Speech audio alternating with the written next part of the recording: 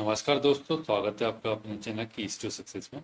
आज के इस वीडियो में अपन उत्तर लेखन कला के बारे में बात करेंगे कि एमपीपीएससी मेंस में आपको कैसे उत्तर लेखन करना चाहिए। उसकी कुछ टिप्स दी जाएगी और जो कीवर्ड्स होते हैं क्वेश्चन के, जैसे विवरण, वर्णन, टिप्पणी, आलोचना, आलोचनात्मक विश्लेषण, विश्लेषण और कारण, परिणाम, समस्या, चुनौतियाँ, इस प्रकार के जो क्वेश्चन पूछे जाते हैं उसको कैसा लिखना होता है। सीधा लिखते हैं या फिर थोड़ा डाइवर्सिफाई करके लिखें, कुछ चीज़ें कैसी बताई जाती है, निष्कर्ष का क्या करना है, निष्कर्ष में बहुत सारी समस्या जाती है। भूमिका भी बनाने में बहुत समस्या जाती है, तो कैसे करें, क्या करें, कुछ समझ में नहीं आता है। और ऐसा अगर कुछ है आपके साथ, अगर बिल्कुल भी आपको कुछ आइडिया नहीं है कि मेंस का, अगर आपने कभी कहीं आंसर राइटिंग नहीं की है और आंसर राइटिंग की है तो वहाँ पर आपको समय नहीं दिया जाता, नहीं ऑफलाइन क्लास में आपके पहले अगर 100 लोग पहले से आकर के खड़े रह जाते हैं और सर लोग आपको टाइम भी नहीं दे पाते, 15-20 मिनट का टाइम मिलता है जिसमें कि आपकी कॉपी के ऊपर रिव्यू लिख दिया जाता है। आपको ये बोला जाता है कि आप इसे समझिए या मॉडल आंसर दे दिया जाता है। लेकिन आप में पर्सनली जब तक फीडबैक नहीं देंगे, आप उसके आपकी जो भी डाउट है उसको अगर पर्सनली गाइड नहीं किया जाएगा, क्लियर नहीं किया जाएगा, तब तक आपका इम्प्रूवमेंट होना मुश्किल है।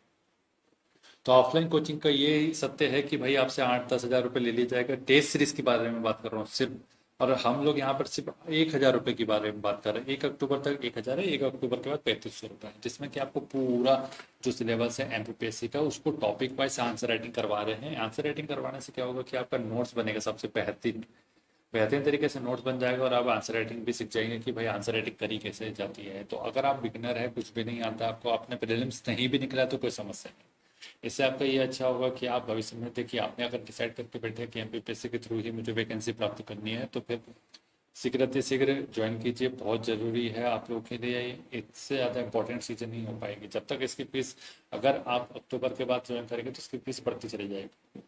जितना लेट जुड़ेंगे उतना आपके लिए नुकसान है, तो जल्दी से जुड़िए। तो फिर उसमें सिलेबस भी चला जाएगा, कोई न्यू बैच अपन स्टार्ट करने वाली प्रोसेस इसमें है नहीं, क्योंकि सबको अलग अलग समय नहीं दिया जाता है कि भाई देखिए जैसे कि 1 महीने बाद आप आएंगे फिर मैं आपके लिए फिर से सिलेबस स्टार्ट करूँ, फिर ऐसा नहीं हो पाएगा, क्योंकि सबके साथ समय सीमा का थोड़ा निर्धारण करना पड़ता है।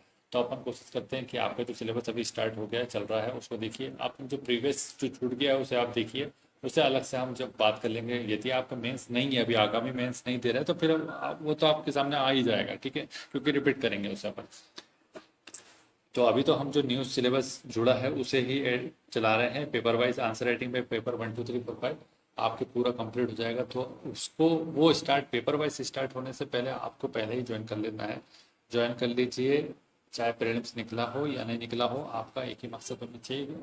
जब भी आप मेंस देने जा रहे हैं आपके पास नोट्स होने चाहिए, ठीक है, और आपके पास एक आंसर राइटिंग का फॉर्मेट होना चाहिए कि मुझे ऐसे आंसर राइटिंग करना है। अगर ऐसे चीज़ें पता है और नहीं पता है, आप पता करना चाहते हैं बहुत अच्छे तरीके से, तो सिलेक्टेड लोगों से सीखें। इस नंबर पर आगे की जानकारी ले लीजिएगा, व्हाट्सएप कर लीजिएगा, टेलीग्राम कर दीजिएगा, आपको पूरी जानकारी मिल जाएगी। करना कुछ भी नहीं है। इस नंबर पर आपको पेमेंट की डिटेल बताई जाएगी, तो पेमेंट कर दीजिएगा। जैसे आप पेमेंट कर देते हैं आपको जोड़ लिया जाता है, ठीक है। और आपको कुछ रिव्यू बता देता हूँ इसके बाद, फिर उसके बाद अपन उसके ऊपर बात कर लेते हैं, ठीक है। ये हमारा कुछ रिव्यू है हमारे ग्रुप का, ठीक है। तो उसमें आप देख सकते हैं भारती जी का रिव्यू है, आप यहाँ पे पढ़ सकते हैं। और फिर उसके बाद दिव्या जी का भी इसमें रिव्यू मिल जाएगा कि सर मैं आपके यूट्यूब चैनल से को 4 मंथ से फॉलो कर रही हूँ और सारी इन्फॉर्मेशन जो आपसे मिली है बहुत यूज़फुल है रही है, चाहे वो प्रीलिम्स की हो या फिर मेंस की। इस और इसके आगे की क्या लिखते हैं ये भी देख लेते हैं। आगे दिव्या जी लिखती हैं कि now answer writing group join करने से मेंस का डर निकल गया है और एक हैबिट बन रही है कि आंसर लिखने की एक प्रॉपर फॉर्मेट में, और शायद ही कोई इतनी हेल्प कर सकता है आपके सिवा। Thank you sir for being so much supportive. तो हम लोग सभी को लिए पर्सनली टाइम निकालते हैं, कोशिश करते हैं कि सभी को टाइम दिया जाए और उनकी जो भी दिक्कत है वो सब आपको क्लियर कट हो जाए। इसमें आपको बहुत सारे लोगों का रिव्यू मिल जाएगा और यहाँ पे आप रिव्यू पढ़ सकते हैं, उस हिसाब से आप ज्वाइन कीजिए, ठीक है। तो आप बात कर लेते हैं जो कि कीवर्ड्स है उसके बारे में बात कर लेते हैं। और यहाँ पर एक रिव्यू और पढ़ सकते हैं, जैसे कि देख लीजिए यहाँ पे बोल रहे हैं कि सर जब से हमने आपके आंसर राइटिंग ग्रुप को ज्वाइन किया है तो पता चला है कि एक्चुअली आंसर राइटिंग का तरीका क्या होता है, कैसे आंसर को प्रेजेंट करना होता है। ऐसे ही आंसर को डायरेक्ट लिखा नहीं जाता है सर, सच कहो तो हमें आंसर राइटिंग और मेंस से रिलेटेड इतनी चीज़ पता नहीं थी, जो कि सर आपसे जुड़ने के बाद समझ में आया है। और so thank you sir, thanks a lot for everything sir. तो ये सब आप दे सकते हैं रिव्यू हमारे, और आपको बता दिया गया है कि क्या करना है, ठीक है। तो चलिए कीवर्ड्स देख लेते हैं। तो इसमें बात कर लेते हैं, सबसे पहले हेडिंग है अपने अच्छे उत्तर। इसमें सबसे पहले देख लेते हैं कि सबसे अच्छे उत्तर लेखन के मूल आधार क्या होंगे, इसके बारे में बात कर लेते हैं। तो पहला पॉइंट ये है कि भाई प्रश्न के संदर्भ के अनुसार उत्तर की शुरुआत होनी चाहिए। प्रश्न जैसा पूछा गया है, प्रश्न की हेडिंग क्या है, वो क्या पूछ रहा है, क्या जानना चाहता है आपसे एग्जाम में, उसके बारे में आपको बताना होगा। ठीक है, अच्छे से शुरुआत करेंगे। उसकी भूमिका उसी के संदर्भ के अनुसार बननी चाहिए। उत्तर में प्रामाणिकता के लिए हर विषय के अलग अलग प्रमाण प्रस्तुत करना चाहिए। ऐसा नहीं कि आप सभी जितने भी सब्जेक्ट है उसमें एक ही प्रकार का प्रमाण दे, ऐसा नहीं होना चाहिए। सबके अलग अलग प्रमाण देना है आपको। भाषा विषय के अनुसार सरल, सहज और प्रभावपूर्ण होनी चाहिए। ऐसी सामान्य भाषा का भी उपयोग न करें जो कि ऐसा प्रतीत हो कि आप स्कूल के बच्चे की तरह आंसर लिख रहे हैं। थोड़ा सहज हो, अच्छी हो, प्रशासनिक शब्दावलियों का उपयोग हो उसमें। पेपर से रिलेटेड जितने भी कीवर्ड्स है, शब्द है, उनका यूज किया जाना चाहिए। ठीक है। नेक्स्ट है कि उत्तर में process diagram, flow chart, equation format प्रश्न की डिमांड के अनुसार प्रयोग करना है। ऐसा नहीं कि सभी में एक प्रकार का फॉर्मेट यूज कर रहे हैं, सभी में अलग अलग प्रकार का फॉर्मेट यूज करें। यहाँ पे कुछ बता दिया, process diagram, flow chart, equation format क्या होता है, ये सब हम आंसर राइटिंग ग्रुप में सिखाते हैं। नेक्स्ट है कि 3, 5, 11 मार्कर में शब्द सीमा का विशेष ध्यान देना है। ऐसा नहीं कि आपकी शब्द सीमा जरूरत से ज़्यादा जा रही है फिर जरूरत से कम है, आपको एवरेज लिखना है। एवरेज आप लिखेंगे तो निश्चित तौर पर आपको कोई प्रॉब्लम नहीं आएगी। ठीक है। नेक्स्ट है कि शब्दों का चयन सावधानी से करना है। कभी कभी हम ऐसे शब्द लिख देते हैं जो कि बचकाना होते हैं। ठीक है, कांड करके लिख देते हैं, या फिर कुछ ऐसे शब्द होते हैं जो कि साधारण भाषा में हम लोग जो बोलचाल, आम बोलचाल की भाषा है उसमें प्रयोग करते हैं, वो वैसा नहीं यूज करना है। तो शब्दों का चयन बहुत सावधानी के साथ करना है और विषय से संबंधित कीवर्ड्स ही उसमें लिखने हैं। ठीक है। इसके बाद बात कर लेते हैं कि 5 और 11 मार्कर में भूमिका और निष्कर्ष लिखना अनिवार्य होता है। कई लोग क्या होता है सिर्फ सीधे आंसर लिख के आ जाते हैं और उसमें भूमिका भी नहीं होती है, ना ही निष्कर्ष होता है। तो इस प्रकार के क्वेश्चन के ऊपर आपको जैसे 5 मार्कर, तो इसमें 1.5 नंबर मिल जाएगा तो भी बहुत बड़ी बात है। 1.5 नंबर से ज़्यादा मिलना भी नहीं चाहिए आपको, जैसे क्योंकि आप इतना अगर सीधा लिख के आ रहे हैं तो उसका कोई ज़्यादा नंबर मिलना भी नहीं चाहिए आपको। ठीक है। नेक्स्ट है कि इसमें 5 मार्कर में उत्तर सीधा नहीं लिखा जाता, जैसे कि आपको कई लोग, कुछ लोग ऐसी सलाह देते हैं कि आपको जो पूछा गया वो सीधा बता दीजिए। देखिए, जो पूछा वो तो बताना ही है आपको कि भाई अगर उसने किसी चीज़ के कारण पूछे तो कारण तो आपको बताने पड़ेंगे। देखिए, आप यहाँ पे आपके पास 5 मार्कर है, तो 5 मार्कर में आप अगर 5 पॉइंट लिख दे रहे कारण के तो सफिशियंट है। लेकिन ये देखिए आपके लाइन कितनी है 5 मार्कर के लिए, 9 लाइन है। तो 9 लाइन क्यों दे रहा है? अगर उसको सीधा ही आंसर चाहिए था तो 5 लाइन दे देता है। देखिए, ऐसा नहीं किया उसने। तो इसमें आप एक लाइन को डाल दीजिए भूमिका में, एक लाइन अपनी हो जाएगी निष्कर्ष में। कितनी हो गई? 7 लाइन। अभी भी अपने पास 2 लाइन है, तो 2 लाइन में उसके महत्व बता सकते हैं, प्रयास बता सकते हैं, प्रासंगिकता बता सकते हैं, जो आप बताना चाहे वो बता सकते हैं। प्रश्न के अनुसार बताना पड़ेगा, लेकिन ऐसा नहीं कि आप किसी में कुछ भी लिख दें। ठीक है, ये 8वां पॉइंट था। इसका नेक्स्ट पॉइंट देखते हैं अपन की। हाँ, नेक्स्ट पॉइंट 9th नंबर का ये है और बहुत इंपॉर्टेंट जानकारी बताई जा रही है। वीडियो को अपने दोस्तों के साथ जरूर शेयर करें, क्योंकि इतनी इंपॉर्टेंट जानकारी आपको सिर्फ ज्वाइन करने 8-10 हज़ार की कोचिंग, मतलब जो ज्वाइन कर लेते टेस्ट सीरीज, उसमें भी ये चीज़ें नहीं बताई जाती जो मैं आपको यहाँ फ्री में बताऊँ। तो यही पर्सनल फीडबैक आपके ग्रुप में डाला जाता है, जो अपना मेंस आंसर राइटिंग का है उसमें डाला जाता है, ताकि आप में सुधार हो पाए। ठीक है। तो 9 पॉइंट है कि 5 मार्कर में टेगलाइन, रिपोर्ट, वर्तमान घटना, वर्तमान प्रासंगिकता, भूमिका के स्वरूप, महत्व, इनको ध्यान में रखकर लिख सकते हैं। तो टेगलाइन मतलब कि जो भूमिका के बारे में बात की जा रही है वो इसको ध्यान में रख के लिखी जाती है। ठीक है। प्रश्न के संदर्भ के अनुसार बातों को ध्यान देकर सुने और समझे कि बोला क्या जा रहा है। ठीक है। कुछ भी अपने हिसाब से अनुमान नहीं लगाना, जो बताया जा रहा है उसे समझने की कोशिश करें। नेक्स्ट 10th तरीका है कि भाई प्रॉपर तरीके से उत्तर लेखन की शैली सीखने के लिए जुड़े हमारे मेंस आंसर राइटिंग ग्रुप के साथ मात्र 1000 रुपये में। ये आपको ऑलरेडी बता चुका हूँ, 1 अक्टूबर तक की ये इसकी समय सीमा है।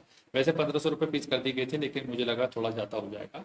आप लोग, जो लोग तक वीडियो नहीं पहुँच पाता है उन लोग तक, तो इसलिए मैंने इसको 1000 करके रखा है, ताकि अभी अपने पास सफिशियंट टाइम है। 1 अक्टूबर तक जितने लोग तक वीडियो चला जाएगा उतने लोग 1000 में जुड़े, फिर उसका दूसरा अपन बढ़ा देंगे। ठीक है। पहले तो मैंने 100 रुपये स्टार्ट किया था, उसके भी पहले फ्री था, फिर उसका 500 था, अब 1000, 1500 किया था, लेकिन 1500 की जगह मैंने उसे 1000 कर दिया। ठीक है। 4000 सब्सक्राइबर होने की खुशी में ये किया आप लोग के लिए। तो जैसे जैसे आप लोग हमारा सहयोग करेंगे, हम आपका सहयोग करेंगे, कोई समस्या नहीं। और जो फीस ली जा रही है 1000 रुपये, कुछ भी नहीं है, ये बिल्कुल नथिंग है, ये कुछ भी नहीं है आप लोग के लिए। क्योंकि आपको पता है कि सिर्फ टेस्ट सीरीज ही लेने जाएंगे आप भोपाल इंदौर, तो 8, 9, 10 हज़ार तक की सिर्फ टेस्ट सीरीज मिल रही है, और यहाँ हम लोग आपको 1000 में पूरा सिलेबस करवा रहे हैं। सोचिए, टॉपिक वाइज थोड़ा सोच विचार कीजिए। ठीक है। बाकी आपके ऊपर। और ये अपना चैनल है, इसको सब्सक्राइब कर लीजिएगा अच्छे तरीके से। अगर आपने नहीं किया हो तो बेल आइकन को दबा लीजिएगा ताकि नोटिफिकेशन आपको टाइम पे मिलता है। नेक्स्ट है कि वर्णन विस्तार वितरण पूछे जाने पर छोटे छोटे पैराग्राफ पॉइंट में लिखे भूगोल में पूछे जाने पर मैप बताना आवश्यक है। भूगोल अगर भूगोल से संबंधित मध्य प्रदेश है इंडिया का अगर क्वेश्चन है तो उसमें मैप बताना बहुत जरूरी होता है। मैप नहीं बताएंगे तो नंबर पूरे मिलने नहीं है, पूरे तो नंबर मिलते भी नहीं है वैसे, लेकिन 5 में से जैसे अगर 4 मिलने की संभावना है तो 4 कम मिलेंगे जब आप मैप बताएंगे उसमें, और मैप के साथ और भी चीजें जो पूछेंगी वो बताएंगे। अब बात करते हैं कि भाई वर्णन विस्तार और वितरण अगर 11 मार्कर में आए तो उसे इस फॉर्मेट में यूज करेंगे, छोटे छोटे पैराग्राफ। यदि अगर वर्णन विस्तार और वितरण अगर पॉइंट अपना अगर 5 मार्कर में पूछे तो उसे आप टू द पॉइंट बता सकते हैं, कोई प्रॉब्लम नहीं है, क्योंकि आप वहाँ पे पैरा में लिख ही नहीं सकते, उतनी लाइन ही नहीं है। ठीक है, तो ये अपने समझदारी के हिसाब से काम करें। ठीक है, पहले क्या होता था 6 मार्कर होता था जिसके एक पेज होता था फुल, तो एक पेज में आप बढ़िया लिख सकते थे, कोई समस्या नहीं थी, लेकिन यहाँ एक का आधा कर दिया ना। नेक्स्ट देखते हैं कि भाई समीक्षा मूल्यांकन तुलना पूछे जाने पर सकारात्मक और उसके नकारात्मक दोनों पक्षों को लिखना होता है। लिख करके निष्कर्ष वो है जो निष्पक्षता के साथ सुझाव के द्वारा खत्म करना चाहिए। ये होता है समीक्षा मूल्यांकन और तुलना जैसे प्रश्न पूछने पर। ठीक है, ये सब इसके स्क्रीनशॉट मार के रख लीजिए, या फिर इसको जो हमारा जो मेन आंसर राइटिंग का ग्रुप है उसमें इसमें मैं पूरा पिक्चर डाल दूंगा, पीडीएफ डाल दूंगा, आप उसको देख लीजिएगा वहाँ पे आराम से, कोई समस्या नहीं है। अगर यहाँ स्क्रीनशॉट मारना चाहे तो मार भी सकते हैं, कोई समस्या नहीं। नेक्स्ट है कि कारण परिणाम प्रभाव समस्या चुनौतियां महत्व उपयोग संभावनाएं पूछे जाने पर टू द पॉइंट लिखिए, या फिर फ्लो चार्ट का उपयोग करके लिख सकते हैं। जैसे कि भाई जैसे यहाँ कारण मैं एक ऐसे नॉर्मल बता रहा हूँ कि कारण, तो ये एक फ्लो चार्ट हो गया, ऐसे आप बता सकते हैं। ठीक है, ये ऐसे यहाँ पे 4 5 6 लिख दिए, ये हो गया एक तरीका। एक तरीका ऐसा हो सकता है, ठीक है, एक तरीका ऐसा कर सकते हैं, है ना, और एक तरीका और कर सकते हैं कि भाई ऐसा कारण लिख दिया आपने, ठीक, इसे ऐसा बॉक्स में पैक किया और फिर यहाँ से एक लाइन ऐसे खींची और यहाँ से ऐसा ऐसा भी बता सकते हो। तो आपको प्रेजेंटेशन कैसे करना है वो सब चीज़ें सिखाई जाती है। अगर आपको बिल्कुल नहीं आता तो जुड़िए। ठीक, नेक्स्ट देखते हैं कि भाई इतना बता दिया आपको। नेक्स्ट है उत्तर को अधिक से अधिक रचनात्मक रूप से लिखना है। जितना ज़्यादा रचनात्मक, जितना ज़्यादा डाइवर्सिफाई होगा आपका उत्तर, उतना ज़्यादा अच्छे मार्क्स मिलेंगे। ऐसा नहीं कि सिर्फ एक चीज़ लिख दी। अगर कोई योजना है जैसे लाल लक्ष्मी योजना की विशेषता बोल दीजिए, है ना, तो विशेषता बोल दीजिए, तो कुछ सिर्फ 5 मार्कर में जैसे विशेषता पूछ ली गई उसकी तो सिर्फ विशेषता लिख के आ जाएंगे। क्या आप लोग मैक्सिमम लोग ये करेंगे विशेषता, तो इन लोग का मेंस निकलता भी नहीं है। इसी टाइप के लोगों का मेंस नहीं निकलता जो सीधा आंसर लिख के आते हैं, और ऐसे लोग को लोग गाइड नहीं करते, इसमें उनकी कोई गलती नहीं है। मैं इन लोगों के साथ हूँ जो लोग फीस तो देते हैं, मोटा मोटा रकम दे देते हैं कोचिंग में, लेकिन उनको प्रॉपर फीडबैक नहीं मिल पाता है, ना ही उनको सर लोग टाइम देते हैं, तो इनके साथ जाती हो रही है। और इस प्रकार के कृत्य तो कोचिंग वालों को नहीं करना चाहिए। नामी गिरामी प्रतिष्ठित कोचिंग वाले ये सब काम करते हैं। हमें बहुत सारे लोग स्टूडेंट लोगों को मैसेज कॉल आया है, तो ये सब चीज़ें नहीं करनी चाहिए। अगर आपने पैसा लिया है तो काम उससे टाइम दीजिए, और नहीं दे सकते तो पैसा रिटर्न कीजिए। पूरे एक भी रुपए काट नहीं सकते आप, पूरे पैसे वापस कीजिए। ठीक है, तो रचनात्मक रूप से कार्य करना है। नेक्स्ट है इसके बाद कि उत्तर जितना डाइवर्सिफाई होगा अच्छे मार्क्स मिलने की संभावना उतनी ज़्यादा होती है। ठीक है, 15 पॉइंट क्या है, उत्तर जितना ज़्यादा डाइवर्सिफाई होगा अच्छे मार्क्स मिलने की संभावना उतनी ज़्यादा होगी। डाइवर्सिफाई से मतलब क्या है, आपको ये समझना आना चाहिए कि भाई भूमिका होनी चाहिए। भूमिका के बाद लिख देता हूँ यहाँ पॉइंट ताकि आपको समझ में आए। जैसे भूमिका होगी, भूमिका के बाद अगर कोई उसका उद्देश्य है तो उद्देश्य लिखेंगे, है ना। उद्देश्य के बाद उसके बारे में जो पूछा, बॉडी क्या है उसकी विशेषता, अगर जैसे पूछ ली होगी तो विशेषता लिख दो उसकी। ठीक, विशेषता के बाद उसका महत्व होना चाहिए, 1 से 2 पॉइंट में महत्व होगा, फिर लास्ट में निष्कर्ष एक लाइन होगा। तो एक लाइन इसकी, एक लाइन इसकी, 2 लाइन हो गई। एक लाइन में उद्देश्य आ जाएगा, 2 लाइन में महत्व आ जाएगा। कितना हो जाएगा, 2 2 4 5 6 7 लाइन हो गई। ठीक है, 1 2 3 4 5 लाइन हो गई, और फिर बाकी जो 4 लाइन है उसमें विशेषता लिख देंगे तो आराम से आपका काम हो जाएगा। इतना में आपका बढ़िया नंबर मिल जाएंगे 5 में से।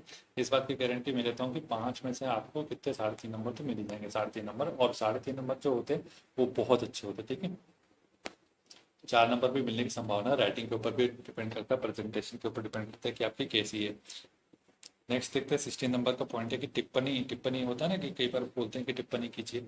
टिप्पणी में सभी पक्षों के ऊपर प्रकाश डालना पड़ेगा कि उसके जितने भी आयाम हैं वो सब बताने पड़ेंगे आपको, तभी वो कंप्लीट उत्तर बनता है। ठीक है, बहुत सारे लोग को समस्या आ रही थी, और इस वीडियो को देखने का तब की बहुत सारी समस्या का निराकरण हो जाएगा। 16 नंबर का क्वेश्चन है कि व्यक्तित्व। अगर व्यक्तित्व पूछ जाए, किसी के व्यक्तित्व से संबंधित क्वेश्चन आ गया, जैसे कि मान लीजिए हाल ही में किसी का निधन हुआ, या फिर अपने कोई अपॉइंटमेंट हुआ, जैसे द्रौपदी मुर्मू जी हो गई, तो उसके बारे में क्या बताना है। या फिर पर्टिकुलर आपको पता है कि इससे संबंधित कोई व्यक्ति हो सकता है, राजनीति विज्ञान से संबंधित हो सकता है, विज्ञान से 15-20 व्यक्तियों के नाम लिखे गए हैं उसमें, विक्रम साराभाई से लेकर बहुत सारे लोग। एथिक्स में भी फिलोसोफर मिल जाते हैं, समाज सुधारक मिल जाते हैं, जयप्रकाश नारायण है, इस टाइप के लोग मिल जाते हैं। तो क्या करना है, कि व्यक्ति को इतिहास, विज्ञान, एथिक्स, समाज सुधार में योगदान के आधार पर उत्तर लिखना होता है, ठीक है। और इसके 3 पॉइंट में लिखना होता है, जैसे 3 मार्कर अगर पूछ लिया गया और ये अगर 5 मार्कर में पूछ लिया तो थोड़ा उस हिसाब से अलग हो जाएगा चीज़ें, है ना, तो वो भी आपको बताते हैं। नेक्स्ट है कि शब्द या कोई परिभाषा अगर पूछ ली गई है तो पहले बताना होगा कि क्या है वो, और उसके बाद उसका सेकंड पॉइंट जो होगा उद्देश्य होगा, थर्ड पॉइंट में उपयोग बताना पड़ेगा वर्तमान संदर्भ के हिसाब से, ये उससे आएगा उसका अच्छा तरीके से प्रेजेंटेशन और एक अच्छा तरीके से तरीका। इतना अच्छा मुझे नहीं लगता कि इतना डिटेल में कोई अंदर जाकर के आपको बताएगा, और अगर बता दे तो बहुत ही अच्छी बात है, वो आप लोग के लिए बहुत अच्छी बात है। कुछ लोगों का, जो लोग बहुत अच्छा काम कर रहे हैं उसका रिकॉग्निशन भी होना चाहिए। ऐसा नहीं है कि सिर्फ हम ही कर रहे हैं, बहुत सारे लोग फ्री में आपकी बहुत मदद करते हैं, और मुझे पर्सनली तो नहीं पता उनको, लेकिन जैसे कि कुछ लोग हैं ऐसे जो फ्री में काम करते हैं, तभी आपके तरफ से गुरु दक्षिणा में कुछ अगर उन्हें मिल जाए तो वो उनका जो समय है, देखिए आपको पता है कि सभी लोग अगर समय दे रहे तो उसका जीवन यापन के लिए कुछ ना कुछ तो उसको स्रोत मिलना चाहिए ना, तो फिर ये तो आप चीज़ें, आपको समझदार हैं और बड़े हो गए हैं, आपको सब पता है। वर्तमान स्थिति में रिपोर्ट बताना चाहिए, ठीक है। ये नंबर का लास्ट नंबर का पॉइंट देखते हैं। 18 नंबर का क्या है कि जैसे वर्तमान स्थिति पूछा है तो क्या बताना है, रिपोर्ट बताना, आर्थिक समीक्षा के हिसाब से बताएंगे। इंडिया ईयर बुक जो आती है आप लोगों ने पढ़ी होगी, कई लोग यूपीएससी वाले फॉलो करते हैं वैसे, लेकिन यूपीएससी वाला भी तो एमपीपीएससी देता है, या फिर अदर स्टेट वाले देते हैं तो वो तो इंडिया ईयर बुक फॉलो करते हैं, लेकिन एमपी के लोग फॉलो नहीं करते। तो ये सब अपनी अपनी बातें होती है, ऑथेंटिक स्रोत है ये लोग, इसलिए इसका डाटा जोड़ना चाहिए। आर्थिक समीक्षा तो बहुत इंपॉर्टेंट है, इसको अगर आपने मिस कर दिया तो फिर अच्छा मार्क्स तो मिलना मुश्किल है।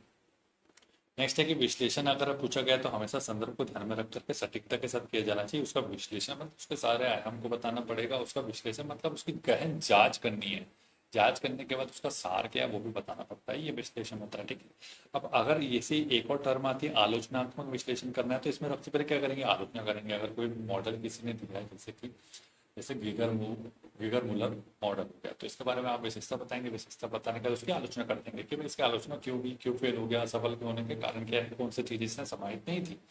अब ये सब करने के बाद उसका सार बताएंगे कि आपको उसकी आलोचना करते हुए उसमें सार में थोड़ा सा सुझाव भी देना पड़ेगा कि ये इस तरीके से काम किया गया इनके द्वारा, लेकिन अगर इस तरीके से कार्य करते हैं तो ये हो सकता है। ये होता है आलोचनात्मक विश्लेषण, ठीक है, सार बताना उसका।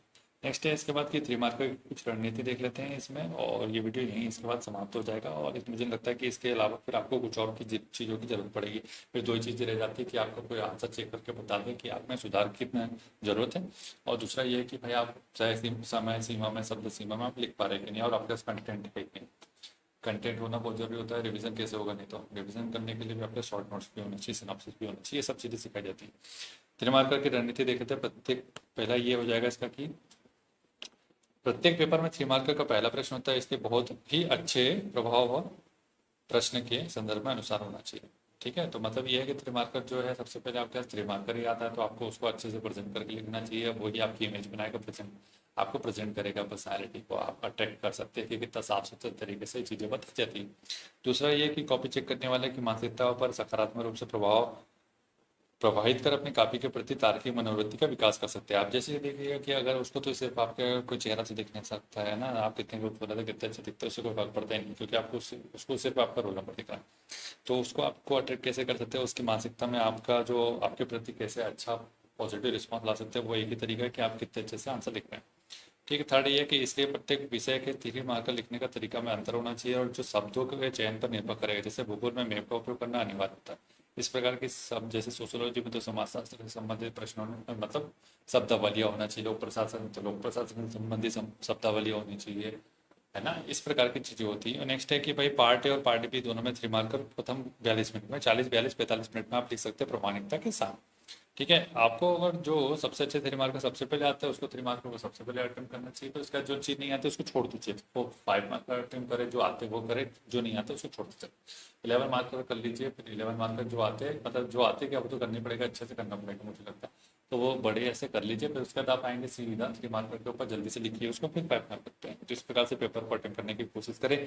अभी तो वैसे बहुत टाइम है, लेकिन ये सब चीज़ें पहले बता दी जा रही है ताकि ये वीडियो बहुत लोगों तक पहुँच सके। अगर एग्जाम के दौरान डालता मैं ये वीडियो तो बहुत कम लोगों तक पहुँचता है। इसको वीडियो को बहुत शेयर करना पड़ेगा, आप लोगों का ये कर्तव्य होना चाहिए। कुछ दक्षिणा के तौर पर ये इतनी मांगता हूँ कि आप लोग इसे जितना हो सकता है उतना शेयर करें, अपने स्टेटस पे लगाए, अपने दोस्तों को, भाई, माता पिता, जिसको शेयर करना है सबको शेयर करें। नेक्स्ट है कि आपको जो सबसे अच्छे 3 मार्कर आते हैं उन 3 मार्कों को पहले करना है, अर्थात क्रम बदल सकते हैं। ये पहले होता था 2019 में। अब सिर्फ ये होता है कि आपको छपा छपा आ जाता है, तो उसमें ये ऑलरेडी लिखा है कि आपको मेंशन नहीं करना है कुछ भी, नंबर डालिए और सीधा लिखते चलिए कि हाँ ये इसका ये इसका ये इसका है। नेक्स्ट है कि हिंदी और विज्ञान के 3 मार्कर में उदाहरण देना अनिवार्य होता है, बहुत इंपॉर्टेंट है। ऑल सब्जेक्ट मतलब ये है कि मान लीजिए कहीं पर अगर इंपॉर्टेंट जानकारी लिख रहे हैं तो वहाँ पे अगर एग्जाम्पल दे सकते हैं तो देना चाहिए। नेक्स्ट है कि एथिक्स के 3 मार्कर में प्रोसेस डायग्राम और इक्वेशन फॉर्मेट का उपयोग करना चाहिए उदाहरण के साथ, ताकि अधिक से अधिक अंक प्राप्त किया जा सकते हैं। ठीक है, तो इस प्रकार की चीज़ें आपको मेंस के टिप्स के लिए डाल दी गई है।